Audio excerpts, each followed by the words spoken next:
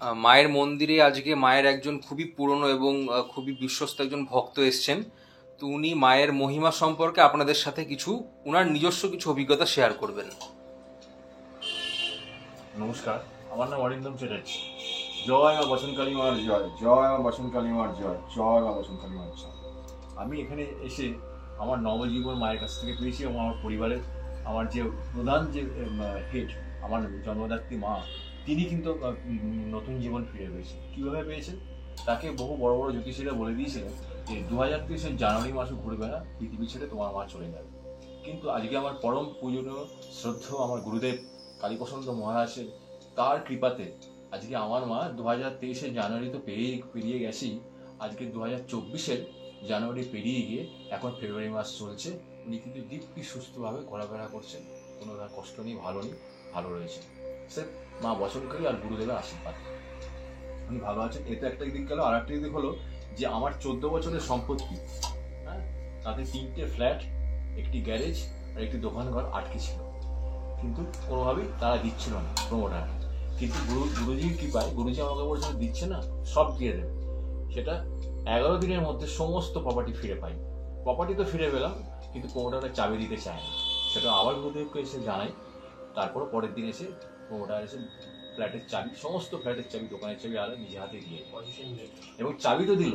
চাবি দেওয়ার পর তারা আবার বদমাইশি করলো, তারা পয়সা লেটার দেয় না। সেটাও এসে গুরুজিকে জানাই। জানাবার পরের দিন এসে তারা স্বয়ং সশরীরে এসে বাড়িতে সমস্ত পয়সা লেটারগুলো আমার হাতে দিয়ে। আরও দিক আছে, আপনাদেরকে বলি যে আমি আমার জীবনে মৃত্যুকে, মানুষকে সবাই জানি না মৃত্যুকে সামনে থেকে দর্শন করেছি কিনা, কিন্তু আমি সামনে থেকে মৃত্যুকে দর্শন করেছি। কিন্তু সেই মৃত্যু আমাকে কিন্তু স্পর্শ করতে পারেনি এবং আমার ধারে কাছে আসতে পারে। সেই মৃত্যু আমার কাছ থেকে ভয়ে দূরে সরে চলে গেছে। একমাত্র সেটা আমার জন্মান্তরের মা বচনকালী এবং পরম পূজ্যপাদ কালীপ্রসন্ন মহারাজ আমার গুরুদেবের কৃপাতে আমাকে মৃত্যু স্পর্শ করতে পারেনি। এবং আপনাদেরকে বলি সে কি ধরনের মৃত্যু। আমার গুরুজি আমাকে বলেছিলেন 2023 আমাকে বলেছিলেন তুই আগস্ট মাসে এই তারিখে তুই বাড়ি থেকে বেরোবি না, আমাকে নিষেধ করেছেন। কিন্তু আমি তার কথা না শুনে বেরিয়েছিলাম এবং স্টেশনেও যাই। কিন্তু তিনি ফোন করে আমাকে বলেন তুই কি আবার স্টেশনে তুই দাঁড়িয়ে আছিস? উনি চোখ বন্ধ করে সব দেখতে পান, সারা বিশ্বের কোনায় কোনায় কি আছে না আছে সবই দেখতে পান। এবং আমি দাঁড়িয়ে, তাকে তিনি বলেন সোজা তুমি বাড়ি যাও। কিন্তু আমি জানি না কেন আমার বিশেষ কাজ ছিল। ওনার কথাকে, ওনার আদেশ অমান্য করে আমি যাই, গিয়ে আমার কর্মস্থলে যাই, সেখানে নামি। যাওয়ার পরে সেখান থেকে কাজ সেরে এবং সেই জায়গাতে কোনো গাড়ি নেই, গাড়ি ছেড়ে দিই। গাড়ি ছেড়ে দেওয়ার পরে আমি বাইকে করে আমি আবার ব্যাক করি এবং সেই বাইকটি রাস্তাটা এত স্পিডে চালাচ্ছিল, রাস্তার দু সাইডে দুটো ছেলে ছিটকে পড়ে, আমি রাস্তার মাঝখানে পড়ি। এবং রাস্তার মাঝখানে পড়ার সঙ্গে সঙ্গে যে আমার উপর দিয়ে ট্রাক চলে যাওয়ার কথা, ট্রাক যদি চলে যেত তাহলে আমার বডি বেড়েছে তুলতে হতো। কিন্তু সেসব কিছুই হয়নি। পড়ে যাওয়ার পরে যখন আমি উঠে দাঁড়ার পরে দেখি আমার শরীর অঙ্গে কোনো জায়গায় চোট নেই, কিচ্ছু নেই। গুরুজি সঙ্গে সঙ্গে ফোন করেন, তোকে বারণ করেছিলাম বাবা, তুই সেই বাড়ি থেকে বেরোলি, দেখলি কি হলো, যে তোরা আমার কথা শুনিস না, তোকে কিন্তু আমাকে বাঁচাতে হবে। তো আমার কিচ্ছু হয়নি, শুধুমাত্র চোখের বাঁ চোখের নিচে একটু হালকা ছেঁচে গিয়েছিল। 3 দিনের মধ্যে দেখুন আমার সমস্ত মিলিয়ে গেছে, আমার কিচ্ছু নেই। আজ আমি সম্পূর্ণ সুস্থ, মৃত্যুকে দর্শন করি। আবার দ্বিতীয়বার মৃত্যুকে দর্শন করি কখন? সেও গুরুজি বারণ করেছিলেন কোনো এক মাসে কোনো এক তারিখে তুই কিন্তু বাবা আজ বাড়ি থেকে বাইরে পা দিস না। কিন্তু তার কথা আমি তখনও শুনিনি, না শুনি সেদিন বেরোই এবং আমি স্বয়ং গুরুজিকে খুব মন ছটফট করছিল তাকে দেখবার জন্য তার আশ্রমে আমি আসি। এবং তখন আমি মধ্যমগ্রামে গুরুজি আশ্রমে ওখানে নামি, মধ্যমগ্রামে ব্রিজের মুখে নেমে ওখান থেকে হেঁটে আসছি। তখন হালকা ঝিরঝিরে বৃষ্টি হচ্ছে, আকাশে হাওয়া এবং বিদ্যুৎ চমকাচ্ছে। তো আমি যখন মুখ থেকে হেঁটে আসছি, হঠাৎ ভীষণ একটা বজ্রপাত হয়। আমি ছুটে আসি এপার থেকে ওপারে এবং কিছু লোক দাঁড়িয়েছিল তারা বৃষ্টি, তারা বলছে দাদা আপনি বাঁচলেন কি করে, আপনার তো মরে যাওয়ার কথা। কি হয়েছে দাদা? যে আমি যেরকম দাঁড়িয়েছিলাম তার পেছন দিক থেকে বাজ পড়ল আর চারদিকে আলোয় ছিটিয়ে গেল, কিন্তু সে বাজের আলো কেন, কোনো স্পার্ক আমাকে স্পর্শ করতে পারেনি। একমাত্র সেটাও আমার জন্মান্তরের মা বসন্তকালী এবং পরম পূজ্যপাদ গুরু মহারাজ কালীপ্রসন্ন মহারাজের কৃপাতে আজ আমি নবজীবন লাভ করেছি। এখনো পর্যন্ত সুস্থ হচ্ছি, হেঁটে চলে বেড়াচ্ছি, আমি ভালো আছি। আপনারা সকলে শুনলেন যে মায়ের খুবই পরম প্রিয় একজন ভক্ত, মা বচনকালীর খুব প্রিয় একজন ভক্ত, তিনি মায়ের কাছ থেকে কি কি উপকার পেয়েছেন এবং তিনি কেন মাকে ভালোবাসেন এবং কেন তিনি বারবার মায়ের মন্দিরে ছুটে আসেন মাকে দর্শনের জন্য, গুরু মহারাজকে দর্শনের জন্য, তার কারণটা তিনি নিজের মুখে বললেন, স্বীকার করলেন। কারণ তিনি নিজের মুখে এটাও স্বীকার করলেন যে তার যে আজকে জীবনদান বা নবজীবন দান তা কিন্তু সম্পূর্ণ এই মা বচনকালী এবং গুরু মহারাজের জন্যই। তো আপনারা সকলে এরকম অনেক নিদর্শন আছে আপনাদের কাছে এক এক করে শেয়ার করব, কারণ সবাই ক্যামেরার সামনে আসতে চান না।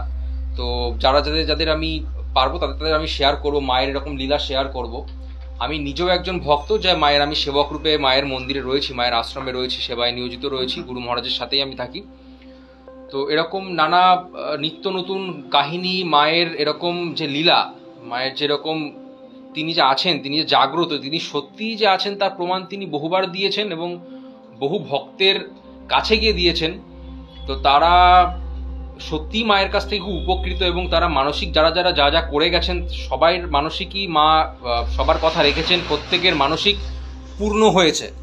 তো এই জন্যই ভক্তরা মাকে এত ভালোবাসেন এবং ভালোবাসার জন্য দেখুন তারা যে যেরকম যখন পারেন সেরকম মাকে গয়না থেকে শুরু করে, অলংকার থেকে শুরু করে, মালা, পুজো, যে যেরকম পাবেন পুজো দিয়ে যান। তো এটাই মায়ের প্রাপ্য, কারণ দেবী সন্তানদের খুবই ভালোবাসেন আর কি, তার কাছে কিন্তু সন্তানরা খুবই প্রিয় এবং প্রায়োরিটি। সিমিলারলি গুরু মহারাজও, তার কাছেও সন্তানরা যথেষ্ট প্রিয়। তো আমরা গুরু মহারাজের আশীর্বাদে, এই মা বচনকালীর আশীর্বাদে বহাল তবিয়তে সুস্থ সবল রয়েছি এবং আশা করব আপনারাও যদি এরকম মায়ের কিছু নিদর্শন পেতে চান বা আপনাদের যদি জীবনে কোনো প্রবলেম থেকে থাকে যেটা সলভ হচ্ছে না, বা দীর্ঘদিন ধরে কোনো জিনিস ঝুলে আছে যেটা আপনারা কিছুতেই কিছু শর্ট আউট করতে পারছেন না, কোনো আইনি সমস্যা হোক বা সাংসারিক কোনো অশান্তি হোক, মাঙ্গলিক দোষ হোক, মাঙ্গলিক দোষের জন্য অনেকের ঘর তছনছ হয়ে যায়, বিয়ে ভেঙে যায়, সন্তান অবাধ্য হয়ে যায়, তো এর বিভিন্ন প্রকোপ থাকে, শনির সাড়ে সাথী থাকে, কালসর্পদোষ থাকে, এরকম নানাবিধ সমস্যা থেকে থাকে জীবনে, আমাদের গ্রহ দোষের জন্য থেকে থাকে, যেগুলো আমরা খালি চোখে হয়তো দেখতে পাই না। তো সেগুলো কিন্তু গুরু মহারাজ আপনাদের কপাল পড়ে, তিনি যেহেতু ফোরহেড রিডার, তিনি যেহেতু জন্ম থেকে শক্তি পেয়েছেন, মায়ের এই দিব্য শক্তি তিনি পেয়েছেন, তো তিনি কিন্তু আপনাদের কপাল পড়েই আপনাদের যাবতীয় যা সমস্যা আছে জীবনে তিনি সুন্দর গাইড করে দেবেন এবং তিনি রিমেডিজও আপনাদেরকে বলে দেবেন, প্রতিকারও বলে দেবেন। তাই আপনারা সকলে আসুন, আশা করি আপনাদের কোনো সমস্যা থাকবে না। এখানে আসলে পরে মা বচনকালীর দুয়ার থেকে কেউ আজ অবধি খালি হাতে ফিরে যায়নি, কারণ আমি 6 বছর ধরে মায়ের মন্দিরে অ্যাজ এ ভক্ত সেবায়েত রূপে আমি নিযুক্ত রয়েছি, কিন্তু আমি কোনোদিন কাউকে খালি হাতে ফেরত যেতে দেখিনি। বিভিন্ন প্রান্ত থেকে, বিশ্বের বিভিন্ন প্রান্ত থেকে মায়ের ভক্তরা যখন যেমন পারেন তখন সেমনভাবে মাকে সেবার জন্য, মায়ের সেবা কার্যের জন্য, মায়ের পুজোর জন্য তারা সাহায্যের হাত বাড়িয়ে দেন। মায়ের মন্দিরের উন্নতি কল্পের জন্য আমি আশা করব আপনারাও যে যেমনভাবে পারবেন মায়ের উন্নতি, মন্দিরের প্রতিষ্ঠার উন্নতি কল্পে আপনারাও সাহায্যের হাত বাড়িয়ে দিন, যাতে মা এই দিব্য শক্তি নিয়ে, এই আমাদের জাগ্রত মা বচনকালী, তিনি এক সুন্দর প্রতিষ্ঠা পান এবং আপনাদের সকলের মাঝখানে তিনি বিরাজ করে যেন সকলের উন্নতি সাধন করতে পারেন, প্রত্যেকের মঙ্গল সাধন করতে পারেন, এবং যার জন্য আপনারা বারে বারে ফিরে আসবেন মায়ের দুয়ারে এবং সবাই মিলে বলবেন জয় মা বচনকালী, জয় মা বচনকালী, জয় মা বচনকালী, জয় মা বচনকালী, জয় মা বচনকালী।